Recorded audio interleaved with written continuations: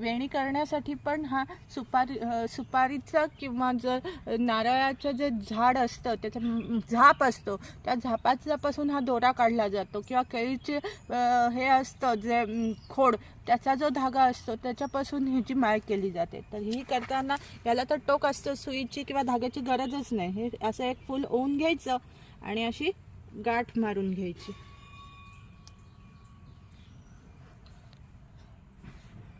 आणि मग त्यात फुलं ओवत जायचं।